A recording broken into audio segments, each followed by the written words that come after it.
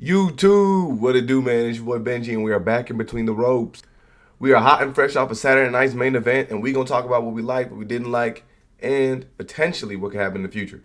Slide that like button, a good old chop, man. Hit that sub button. We are about to hit 1K. Let's go. The opening match of the show begins as Jacob Fatu attacks Cody while Bro is still going through his entrance. All of the refs and security rush to the ring, which I found funny.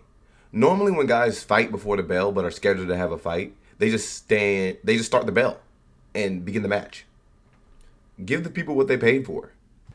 But here, the security and refs just follow these guys throughout the entire arena as they fight in the crowd and then eventually end up in the concessions area. Fatu and Cody start using food as weapons. Like Cody grabs somebody's drink and spits it at Fatu, and then these guys grab like popcorn and stuff like that and they're hitting each other with it. Eventually in the concessions area, Jacob Fatu puts a security guard through a table. At that moment we know nobody is safe. It was kind of funny that there was a moment towards the end of the match where these guys were teetering over some tables and one of the security guards just blindly jumps in the midst of these two guys brawling, and they're like, hold on, let's stop fighting for a second so we can work together and destroy the security guard. And that they do. They throw him right through some tables.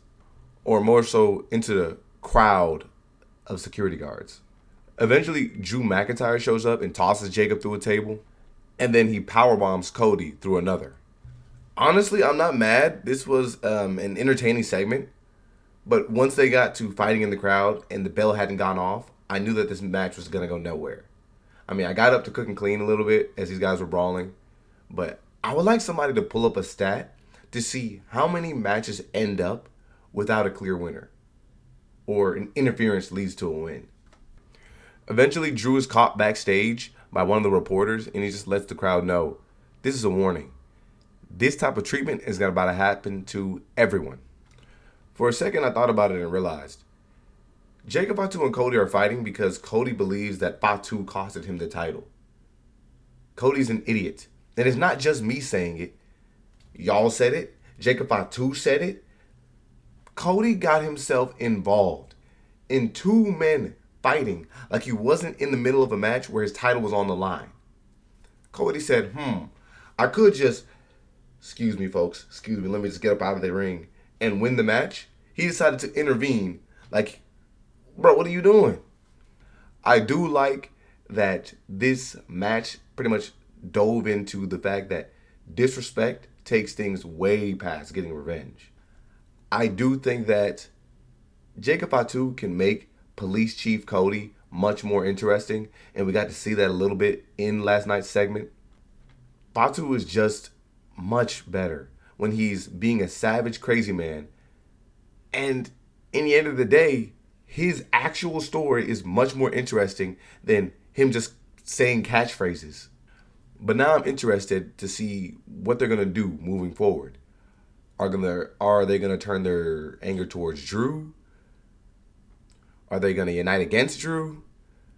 I do like Drew establishing himself, though, as big man on campus and running things. Because if you do recall, prior to him having the match against Cody that he actually won, he was doing whatever he wanted to do on SmackDown and eventually got himself suspended. I think that you shouldn't just have the title and then completely act like now you're going to follow the rules. Nah, I got the title. I got more power to do whatever I want to do. The next match was Rhea versus Liv and Roxanne of the Judgment Day. I will say, Rhea has a really dope moveset. It is really frustrating that we barely get to see her wrestle. And I will say, Liv is also very good at making her opponents look very good. There are a couple spots in this match that are really cool, but there's some portions of the match that are really like bleh. I mean, of course, there were some botches, but I want to say that stuff happens, but I feel like it's just happening more and more and more in WWE. And I mean, even if we hearken to WWE Unreal, I'm sure there are plenty of moments that the backstage crew knows are botched, but they do a really good job in playing it off. I think that they just make it so obvious when they mess up. Nowadays, I don't get it. Like, normally, Io was really good, but there's a moment where she low-key almost misses this moonsault by a mile. But again, there's some brutal spots in this match. Like, Liv kicked the freak out of Io Sky. Raquel shows up to help take out the referee and deliver a vicious powerbomb to Io Sky on the outside of the ring. Just when things look like they're going the Judgment Day's way, Stephanie Vaquer shows up with no boot on and attacks Raquel. These guys end up fighting and eventually end up off screen, so we're back to a regular 2-on-2.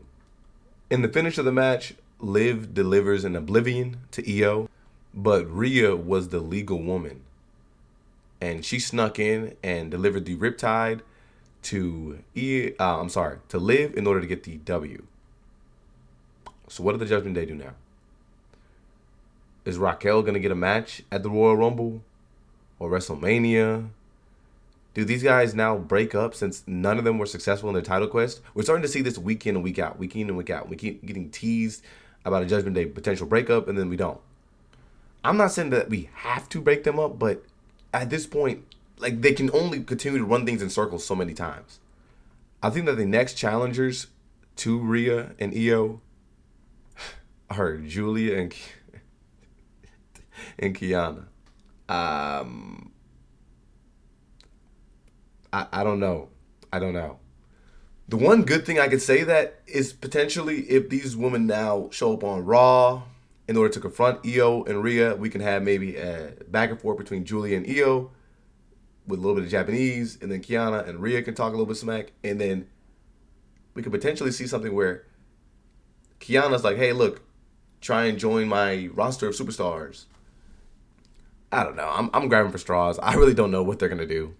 The next match was AJ Styles versus Shinsuke, and I'm not going to lie too much. Shout out to these guys.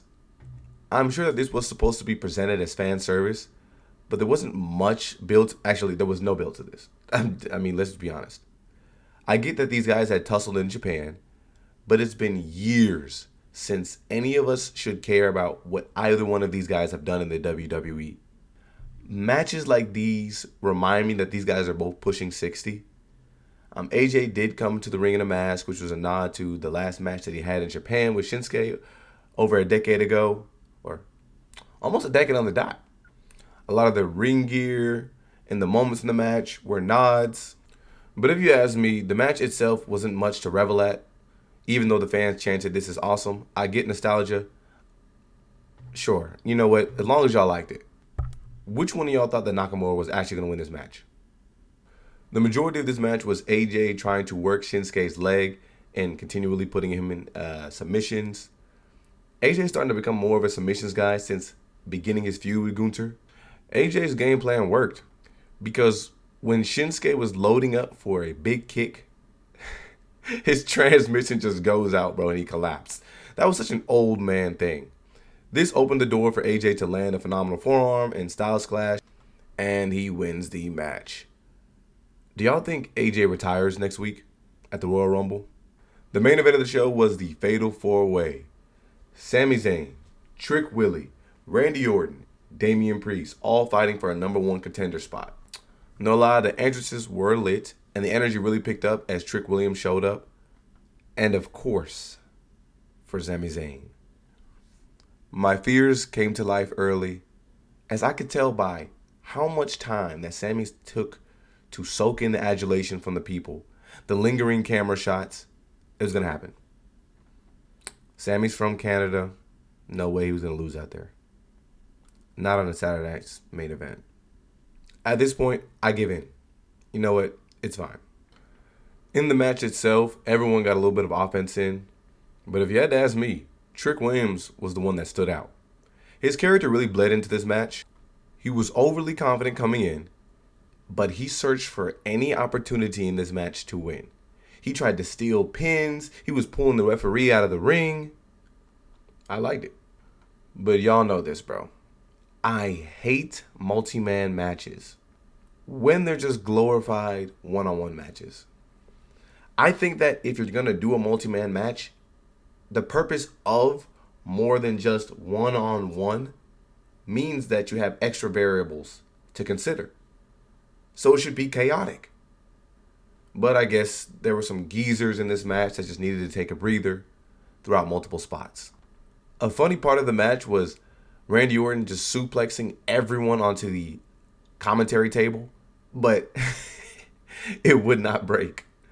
In the ending of the match, Damian Priest landed a razor's edge on Sami after snatching him from the top rope. He then kicked Trick Williams out of the ring, only to turn around and eat a haluva kick. Sami gets the pin and wins. Salute to Sami, right? Congratulations, okay? Coincidentally, Sami Zayn, who is going to the Royal Rumble, is Syrian. And the Royal Rumble is in Saudi Arabia. Now, I'm sure that Sami Zayn will get a bunch of love out there, even though his home country is a little far away. I think that the layup is there for Sami Zayn to eventually beat Drew at the Royal Rumble in front of his people and get a W.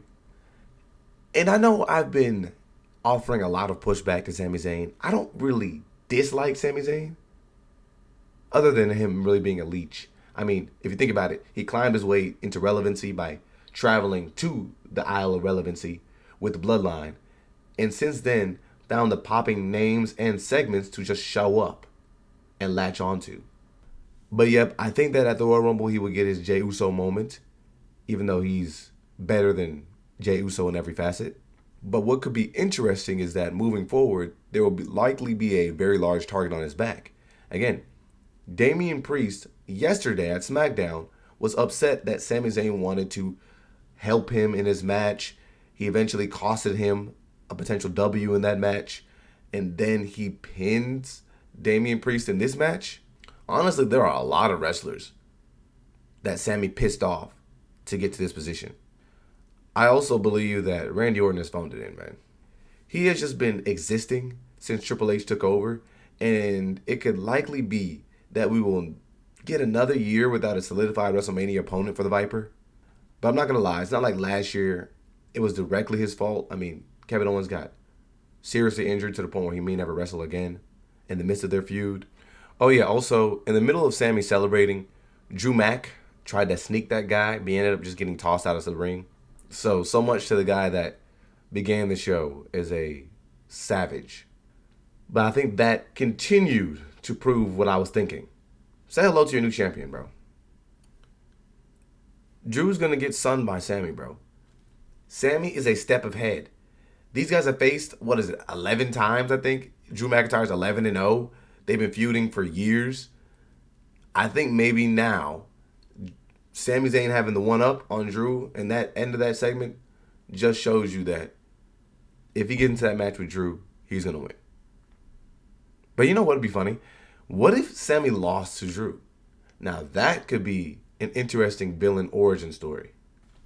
All in all, you know how we like to rate things. Yay, nay, and in the middle is okay. I think that this was an okay show. I'm not mad at it. I mean, I think that the matches themselves offered a lot to the viewers. I mean, obviously, even the Cody Rhodes and Jacob FATU match, which I wasn't overly excited about in the beginning, I actually enjoyed watching that match. I enjoyed watching it flow, and the fact that it was the beginning of the show, it actually kind of roped me in to pay attention a little bit. So I think that the good thing is pretty much every match here has potential implications moving forwards. Typically, when you see a Saturday Night's Main Event, nothing really happens. I like that they began to pepper in a title change here and there, but all the matches here could potentially branch off into a storyline that moves forwards towards WrestleMania.